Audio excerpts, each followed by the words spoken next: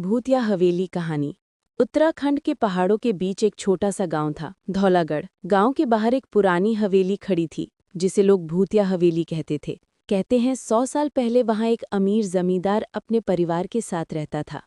एक रात अचानक पूरे परिवार की रहस्यमयी मौत हो गई। तब से हवेली वीरान पड़ी थी। गांव वाले बताते कि रात में वहां से अजीब आवाजें आती, कभी बच्चे के रोने की, कभी पायल की छन छन। कई बार लोग दूर से हवेली की टूटी खिड़कियों में टिमटिमाती लाल रोशनी देखते। एक दिन शहर से पत्रकार आदित्य गांव में आया। उसने सुना था कि हवेली की कहानियां बस अंधविश्वास हैं। वो सच्चाई जानने के लिए तैयार था। गांव वालों ने मना किया, पर आदित्य ने रात को अकेले हवेली में जाने का निश्चय किया। रात 11 बजे टॉर्च और कैमरा लेकर आदित्य हवेली के भारी लकड़ी के दरवाजे के पास पहुंचा। दरवाज़ा बिना छुए चूं चूं करता हुआ खुद ही खुल गया। ठंडी हवा का झोंका आया और उसकी रीढ़ में सिहरन दौड़ गई। हवेली के अंदर घुप अंधेरा था।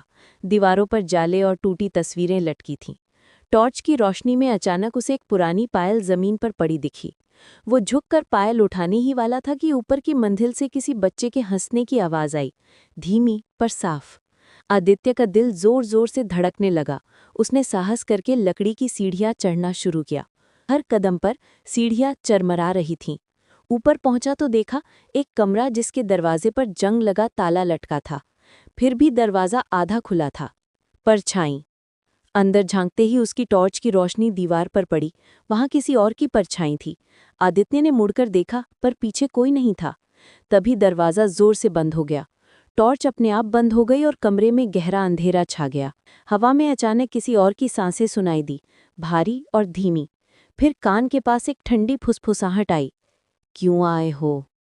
आदित्य का गला सूख गया। उसने टॉर्च को झटके से ऑन किया और देखा सामने सफ़ेद कपड़ों में एक औरत खड़ी थी।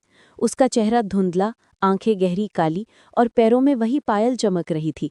आदित्य चीखने ही वाला था कि औरत ने हाथ उठाया और बोली, हमारे चैन में खलल मत डालो, चले जाओ। टॉर्च अचानक गिर पड़ी और कमरा लाल रोशनी से भर गया। आदित्य ने जैसे तैसे दरवाज़ा खोला और भागता हुआ हवेली के बाहर निकल आया। गांव लौटकर उसने पूरी रात किसी से एक शब्द नहीं कहा। अगले दिन सुबह जब कैमरे की फुटेज देखी तो हर वीडियो काला था। सिर्फ आखिरी क्लिप में वही फुसफुसाती आवाज़ थी, क्यों आए हो? उस दिन के बाद आदित्य कभी धौलागढ़ नहीं लौटा।